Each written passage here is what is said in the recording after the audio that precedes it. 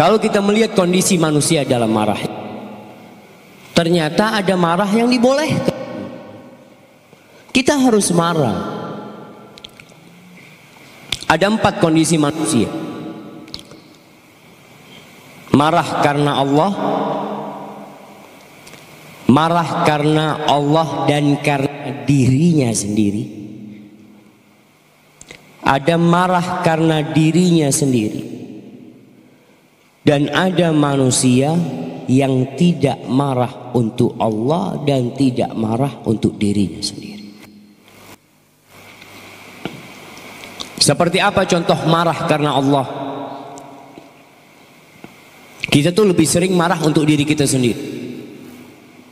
Antum coba evaluasi hidup antum dari mulai balik sampai sekarang. Pernahkah antum marah karena Allah? Seperti marah ketika melihat kemaksiatan, melihat anak tidak sholat, melihat istri tidak sholat, melihat teman tidak sholat. Kita mau masuk bulan Ramadan, lihat temannya nggak puasa, muslim ngakunya, tapi nggak puasa, antum diem aja. Makan dengan nyaman dia, tanpa menghormati teman-teman yang puasa. Main judi, nggak marah. Seharusnya ketika itu antum marah. Nabi Musa alaihissalam pernah marah. Di surat Al-A'raf ayat 150 Allah mengatakan, walamma raja'a Musa ila qaumihi ghadbana asifa. Ketika Nabi Musa pulang setelah berjumpa dengan Allah Azza wa Jal, setelah membawa wahyu Taurat, Nabi Musa pulang dalam kondisi marah. Qala bisa ma khalaftumuni min ba'di. Betapa buruknya kalian ini ditinggal sama aku, malah nyembah berhala itu. Marah ketika mendapatkan kaumnya menyembah berhala. Wa alqal alwah. Lihat Nabi Musa marah ketika itu, sampai kayu-kayu yang bertuliskan, papan-papan yang bertuliskan Taurat itu dilemparkan sama Nabi Musa alaihissalam. Marah dia, nggak tahan. Wa akhadha bi ra'si akhihi yajurruhu ilai. Kepala sama jenggotnya Nabi Harun itu ditarik sama Nabi Musa alaihissalam. Qala ibna umma, kata Nabi Harun, wahai anak ibuku, innal qauma stad'afuni. Bukannya aku tidak mengingkari kemungkaran, aku mengingkari kemungkaran tersebut. Tapi ya, aku dianggap lemah oleh mereka. Terus ganti, anak ganti nggak apa-apa aja.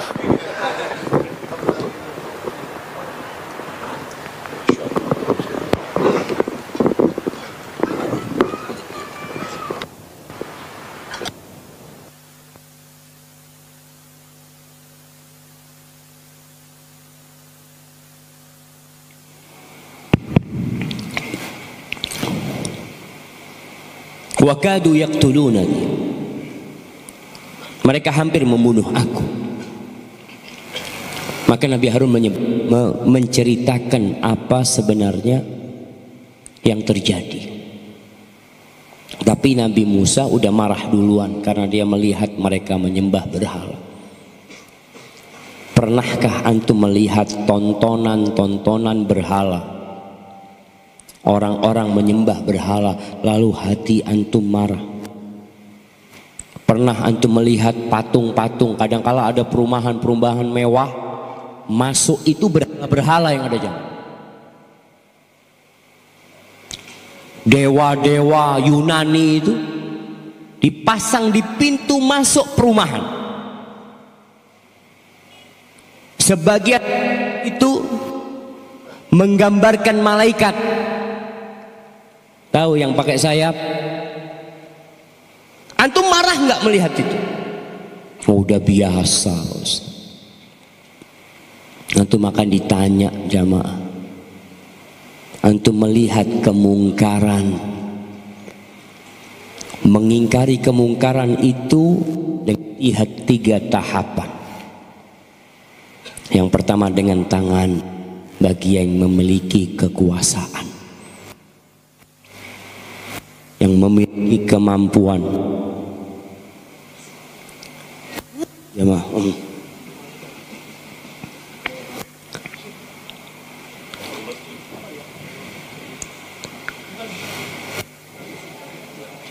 ada apa di belakang?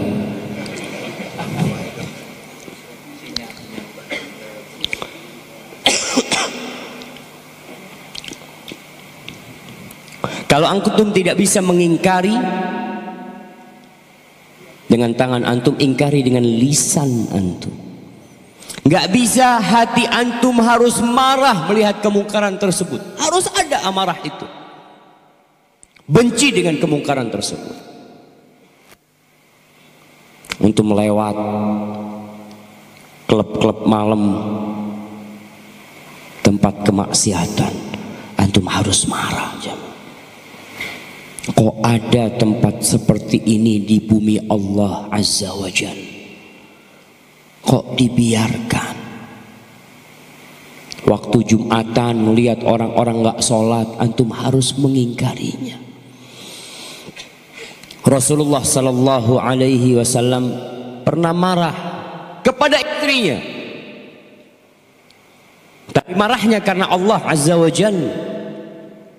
Dalam hadis Bukhari dan Muslim, Rasulullah Sallallahu Alaihi Wasallam masuk ke rumahnya, dilihat Aisyah radhiyallahu taala anha memasang tirai-tirai di rumahnya yang ada gambar bernyawa.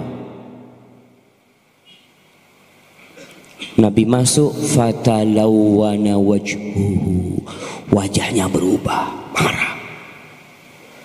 Thumma tanawala sitra fahataka, itu tirai ditarik sama Nabi sallallahu alaihi wasallam.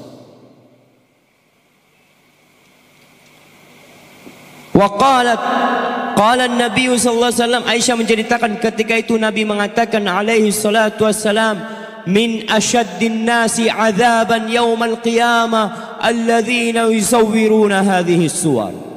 Termasuk orang yang paling pedih siksanya pada hari kiamat, orang yang gambar-gambar ini. Marah Nabi SAW. Tapi kalau Nabi dikasih makanan kurang enak sama istrinya, Nabi nggak marah. Tapi kalau urusannya sama Allah, beliau marah.